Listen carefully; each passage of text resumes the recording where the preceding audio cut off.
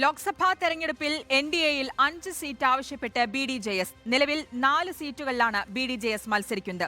K സുരേന്ദ്രനും P K കൃഷ്ണദാസും തെരഞ്ഞെടുപ്പിൽ മത്സരിക്കില്ല. പത്തനംതിട്ടയിൽ ക്രിസ്ത്യൻ സ്ഥാനാർത്ഥി എന്ന ആവശ്യത്തിൽ ഉറച്ചു നിൽക്കുകയാണ് കേന്ദ്ര നേതൃത്വം. കഴിഞ്ഞ തവണ BDJS മത്സരിച്ച ആലത്തൂരും വയനാടും ഇക്കുറി BJP തിരിച്ചെടുത്തിട്ടുണ്ട്.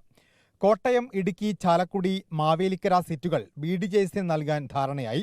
എന്നാൽ 5ാം സീറ്റ് സംബന്ധിച്ച് മുന്നണിയിൽ തീരുമാനമായിട്ടില്ല. 5ാം സീറ്റിനായി BDJS നിലപാട് കടുപ്പിച്ചാൽ വടകര വിട്ടുകൊടുക്കേണ്ടി വരും. പത്തനംതിട്ടയിൽ നായർ സ്ഥാനാർത്ഥി മത്സരിക്കുകയാണെങ്കിൽ ക്രിസ്ത്യൻ പ്രാതിനിധ്യം ഉറപ്പിക്കാൻ കോട്ടയത്ത് BJP മത്സരിക്കണമെന്ന ആവശ്യവും ശക്തമാണ്. BJP സ്ഥാനാർത്ഥി നിർണയം പൂർത്തിയാക്കാത്തത് BJP BDJS സീറ്റ് ധാരണ വൈകാൻ കാരണമാകുന്നുണ്ട്. കാസർഗോഡ് മണ്ഡലത്തിൽ പി കെ കൃഷ്ണദാസിനെ നേരത്തെ പരിഗണിച്ചിരുന്നു. എന്നാൽ പി കെ കൃഷ്ണദാസിനും കെ സുരേന്ദ്രനും തെരഞ്ഞെടുപ്പ് ചുമതല നൽകും.